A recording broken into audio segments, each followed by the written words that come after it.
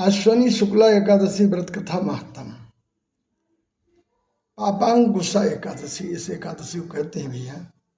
युधिष्ठिर बोले कि हे भगवान, आश्विन शुक्ला एकादशी का नाम क्या है? आप कृपा करके इसके व्रत की विधि और उसका फल कहिए। भगवान श्री कृष्ण कहने लगे कि हे युधिष्ठिर, पापों का नाश करने वाली इस एकादशी का नाम पापांकुशा एकादशी है और ये समस्त पापों का नाश करने वाली एकादशी है।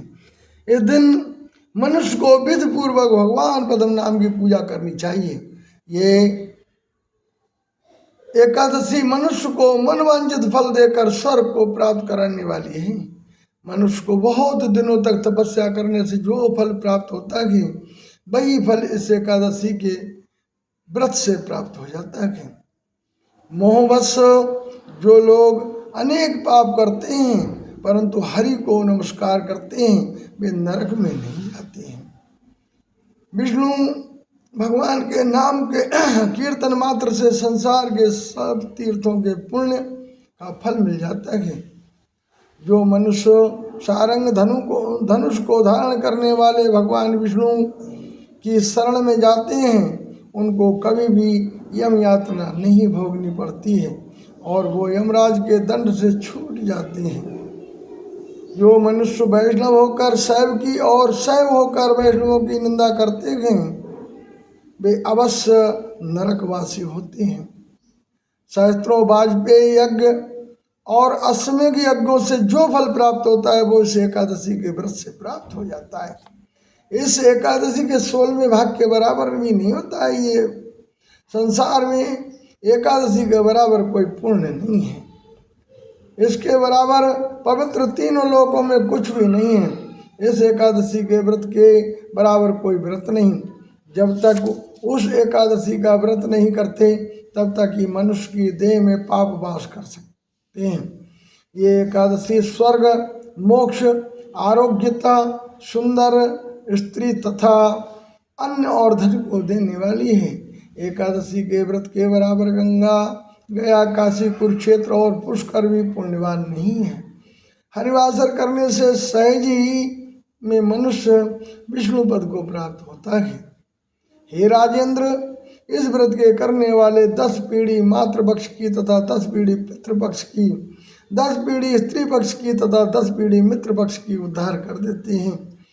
वह दिव्य देह धारण कर चतुर्भुज रूप हो, पीताम्बर पहने और हाथ में माला लेकर गरुड़ पर सवार होकर विष्णु लोक को जाते हैं। हे नृपोत्तम, बाल्यावस्था, युवावस्था और वृद्धावस्था में इस व्रत को करने से पापी मनुष्य भी दुर्गति को प्राप्त न होकर सदगति को प्राप्त होता है। अश्विनी मास के शुक्ल पक्ष की इस एकादशी का जो व्रत करते हैं वे अंत समय में हरि लोक को प्राप्त होते हैं तथा समस्त पापों को से मुक्त हो जाते हैं।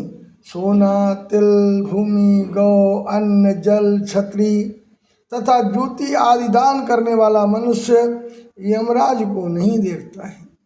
जो मनुष्य किसी प्रकार के पुण्य कर्म तथा किए बिना जीवन के दिन व्यतीत करते हैं वो लोहार की भट्टी की तरह सांस लेता हुआ निर्जीव के समान है।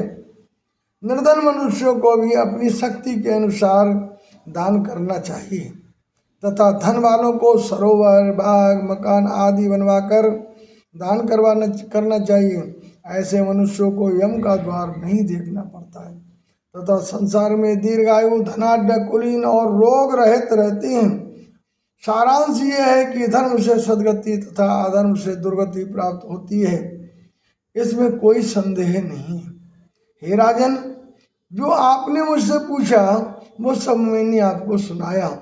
अब और क्या सुनने की इच्छा है सो कहिए। बोलिए विष्णु भगवान की जय।